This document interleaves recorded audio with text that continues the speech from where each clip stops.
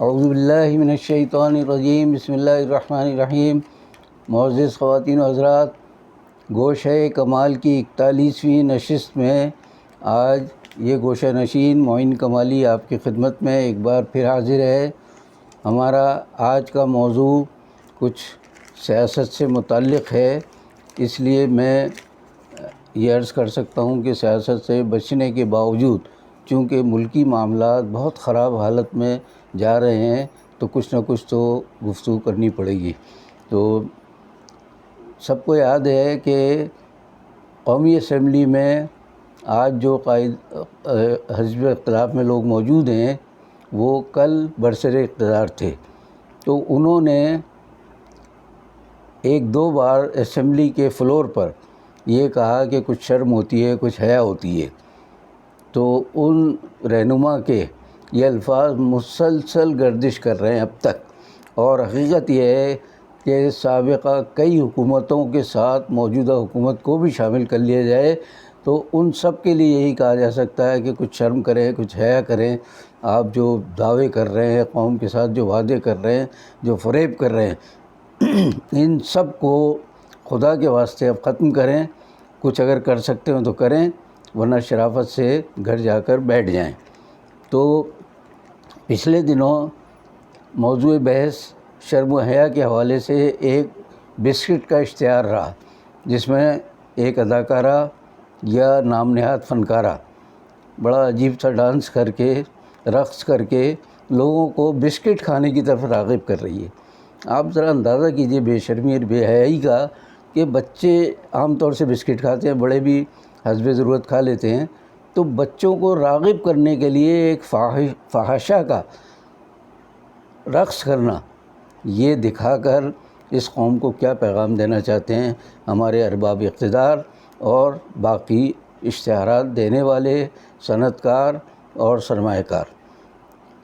اس اشتہار کے حوالے سے جب بہت تنقید ہوئی تو پیمرا نے ایک پھسا سا نوٹس لیا اور ان کو تنبیہ کی اور ان سے کہا یہ کیا دکھا رہے ہیں آپ۔ لیکن ایک اداکارہ نے، جو ڈراموں کی تو کم از کم مشہور اداکارہ ہیں، انہوں نے کہا کہ جی یہ کیا بات ہے کہ کپڑے پہننے پہ، لباس پہ، رقص کرنے پہ، ان پر بھی ہم کیا ان مولویوں کی، ان لوگوں کی ہدایت لیں گے؟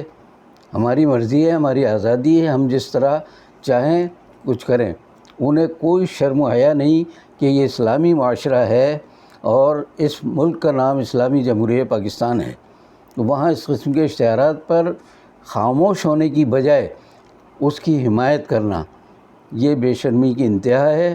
اور جو ٹی وی کے ناظرین ہیں اور جو لوگ ذرائع ابلاغ، سماجی ذرائع ابلاغ کو دیکھتے ہیں، انہیں معلوم ہے کہ وہ فاحشہ عورت جو ہے وہ کس قسم کی ہے، اس کی نہایت عریاں تصاویر نیٹ پر موجود ہیں۔ تو اندازہ کیجئے کہ یہ لوگ اب ٹھیکیدار بنے ہوئے ہیں کہ ہمارے معاشرے کے بارے میں فیصلے کریں گے، تو اس پر بجائے شرم آنے کے خاموشی اختیار کر لیں تو بڑی بات ہے، لیکن کسی کو کوئی شرم و حیا نہیں ہے۔ اور اسی طرح عام طور سے جو تصاویر وغیرہ آتی ہیں اخبارات میں، وہ بھی بہت قابل اعتراض ہوتی ہیں۔ ہمارا جو پیمرا کا ادارہ ہے جو ان ساری چیزوں کو کنٹرول کرنے والا ہے، وہ بس مصلحت آموز خاموشی اختیار کر لیتا ہے، اور اس کو چونکہ حکمرانوں کے اوپر سے ہدایات ہوتی ہیں تو وہ ان کے خلاف کچھ زیادہ حرکت میں بھی نہیں آتا۔ اب میں ایک بات بتانا چاہ رہا ہوں کہ لوٹ کھسوٹ کی عالمی شہرت رکھنے والے پرانے سیاستدان آج پھر سرگرم عمل ہیں کہ وہ دوبارہ برسر اقتدار آ جائیں۔ ان کی تحریکیں چل رہی ہیں۔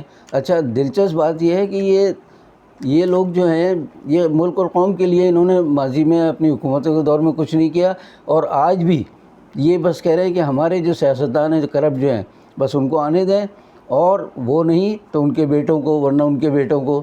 آپ اندازہ کر لیجیے، دو بڑی جماعتیں ملک کی، وہ موروثی قیادت یا موروثی اقتدار کی قائل ہیں۔ باپ کے بعد بیٹا نہیں بیٹی، پھر بیٹی کا بیٹا، اور ایک نام نہاد عالم دین ہمارے، وہ بھی جب اپنی سیاست بالکل ختم ہونے لگی ان کی، تو انہوں نے بھی اپنے بیٹے کو آگے بڑھایا۔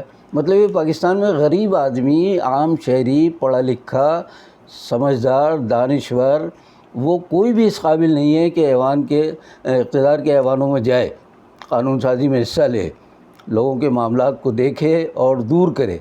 ان کے پاس نہ عقل ہے، نہ فہم ہے، نہ کوئی تجربہ ہے، بس جو کچھ ہے وہ سابقہ اور موجودہ حکمرانوں اور مقتدر اداروں کے پاس ہے، باقی سارے جاہل ہیں، ان کی کوئی حیثیت نہیں ہے۔ تو ایک بات مجھے یہاں یاد آ گئی کہ ہم بے شرمی سے شروع کیا تھا ہم نے کہ کچھ شرم ہوتی ہے، کچھ حیا ہوتی ہے، تو حضور صلی اللہ علیہ وسلم کے قول کے مطابق ایمان اور حیا کا بڑا گہرا تعلق ہے۔ ایک چیز ختم ہوگی تو دوسری بھی ختم ہو جائے گی، چاہے حیا ختم ہو تو اس کا ایمان ختم ہو گیا، ایمان ختم ہوتا تو حیا ختم ہو جاتی ہے۔ اب جو لوگ اس طرح کی باتوں کی حمایت کر رہے ہیں وہ اپنا مقام خود دیکھ لیں۔ میں آج جس موضوع پر گفتگو کر رہا ہوں اس پر بعد میں آتا ہوں، لیکن آپ یہ دیکھ لیجئے کہ اس وقت بھی تمام تر دعووں کے باوجود 2.25 سال کے عرصے میں ملک میں نہ آٹا ہے، نہ چینی ہے، دالیں مہنگی ہیں، پھل عوام کی دسترس سے دور ہیں، کوئی چیز غریب آدمی کو نہیں ملے۔ گھریلو خواتین بیچاری پریشان ہیں کہ ان کو جو پیسہ ملتا ہے مہینے بھر کے اخراجات کے لیے، وہ تو چند ہفتوں میں، 2 ہفتوں میں، زیادہ سے زیادہ 3 ہفتوں میں ختم ہو جاتا ہے، اس لیے کہ مہنگائی روز بروز بڑھتی جا رہی ہے۔ اور اب تو عالمی بینک نے کہہ دیا ہے کہ اگلے 2 سال تک پاکستان میں مہنگائی بڑھے گی۔ اب آپ ذرا کر لیجیے کہ 2.25 سال میں تو مہنگائی ہماری پہنچ سے باہر ہو چکی ہے، اب اگلے 2 سال میں بھی عالمی بینک نے اشارہ دے دیا ہے کہ پاکستان میں مہنگائی بڑھے گی۔ تو 2.25 سال اور 2 سال، 4.25 سال، اس کے بعد 5 سال کی مدت والے لوگوں کو 9 ماہ ملیں گے۔ 9 ماہ میں سے 6 ماہ جو ہیں وہ اس بات کے ہوتے ہیں کہ عبوری حکومت قائم کر کے اور الیکشن کرائے۔ گویا 2.25 سال، 2.5 سال کے بعد اس حکومت کا خاتمہ ہو جائے گا اور کوئی نئی نگراں حکومت آئے گی، اگر کوئی اور معاملات ملک میں پیش نہیں آ گئے تو۔ نگراں حکومت پھر الیکشن کرانے کی ذمہ دار ہوگی۔ الیکشن جیسے ہوتے ہیں، میں ہمیشہ اس کے خلاف بولتا رہا ہوں کہ ہمارے یہاں الیکشن کے نام سے بہت بڑا فراڈ ہوتا ہے۔ عوام کو ہرگز کوئی حق نہیں دیا جاتا اپنی رائے ظاہر کرنے کا، ورنہ کبھی تو غریبوں میں سے، شریفوں میں سے بھی کوئی حکمران ہو یا اقتدار کے ایوانوں میں پہنچے۔ اب یہ بات تو ہو گئی معیشت کی، اور معیشت کا تو بہت ہی برا حال ہوتا ہی چلا جا رہا ہے روز بروز۔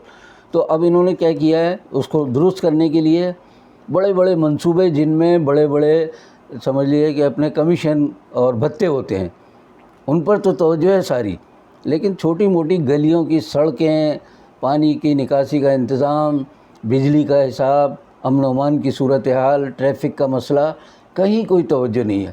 امن و امان کی جو صورتحال ہے، میں ذرا سا آج اس پر کچھ اخبارات سے کچھ خبریں آپ کی خدمت میں بہت مختصر پیش کر کے بتانا چاہ رہا ہوں کہ کوئی شرم و حیا نہیں ہے یہ کہنے میں کہ ہم نے ملک کی حفاظت بہت اچھی کی ہے اور قوم اور ملک کے سارے مسئلے حل کر رہے ہیں ہم، اور بہت فائدہ پہنچا ہے۔ اب آپ ذرا اندازہ کر لیجیے کہ پناہ گاہیں اور بے سہارا لوگوں کے لیے مرکز قائم کر کے، اور سمجھ رہے ہیں کہ چند لاکھ لوگوں کو، چند لاکھ بھی نہیں ہیں، وہ چند ہزار ہی کہیں، ان کو 2 وقت کی روٹی یا 3 وقت کی روٹی دے کر اور سونے کا ان کا انتظام کر کے کہہ رہے ہیں جی ہم نے ملک کے مسائل حل کر دیے۔ گویا آپ بھکاری بنا رہے ہیں قوم کو کہ وہ خیرات اور زکوٰۃ کے پیسے پر پلتی بڑھتی رہے اور چند لوگ پلے بڑھے، اور کہیں جی پوری قوم۔ کہاں گئی وہ لاکھوں نوکریاں، کہاں گئے وہ کروڑوں درخت، کہاں سارے وہ دعوے گئے، کہیں کوئی ایک بھی اچھی سمت میں، صحیح سمت میں کام ہوتا نظر نہیں آ رہا۔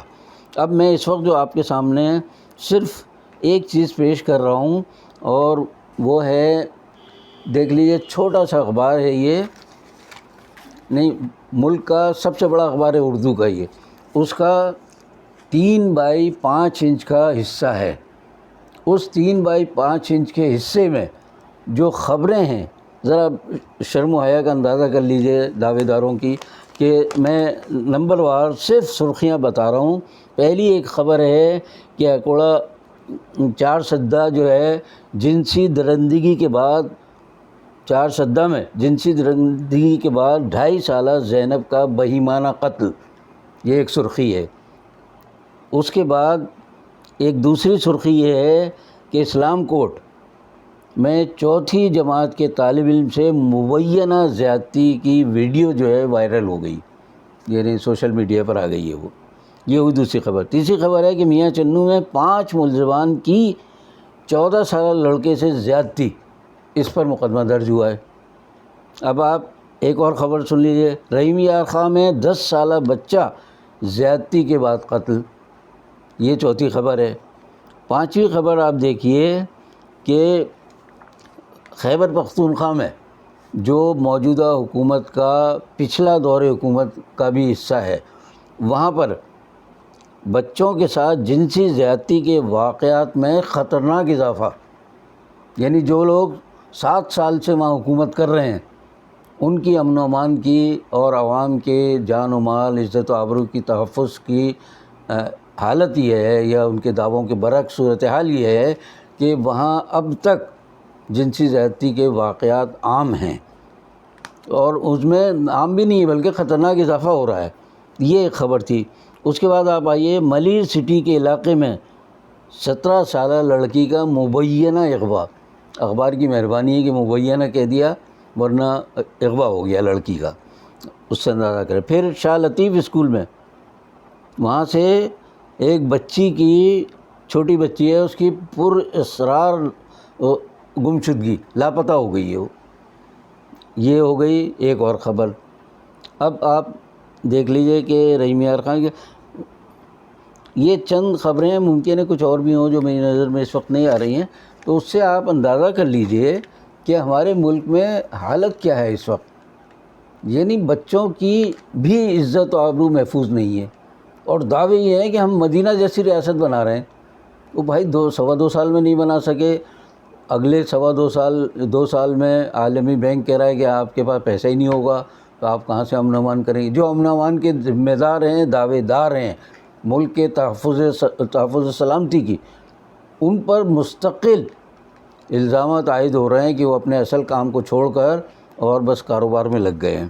بس اللہ انہیں ہدایت دے اور وہ کاروبار سے وہ بچ کے پھر ملک و قوم کی حفاظت کریں، اور اس کے بعد عوام جو ہیں وہ سکون کا شاید سانس لے سکیں. فی الحال اس کے کوئی آثار نظر نہیں آ رہے ہیں. تو ایک اور خبر ہے کہ اکوڑا خٹک میں بیٹی